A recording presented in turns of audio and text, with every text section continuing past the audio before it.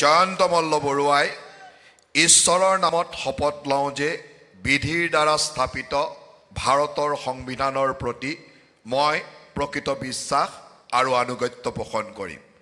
মই ভাৰতৰ সাৰ্বভৌমত্ব আৰু অখণ্ডতা অক্ষুণ্ণ ৰাখিম। মই অসমৰ এগৰাকী মন্ত্ৰী হিচাপে মোৰ কৰ্তব্য বিশ্বস্ততাৰে আৰু শুদ্ধ অন্তঃকৰণেৰে সম্পাদন কৰিম। আৰু মই ভয় বা পক্ষপাত অনুৰাগ বা বিদ্বেষ নোহোৱাকৈ সংবিধান আৰু আইন অনুসৰি সকলো শ্ৰেণীৰ লোকৰ প্ৰতি ন্যায় আচৰণ কৰিম।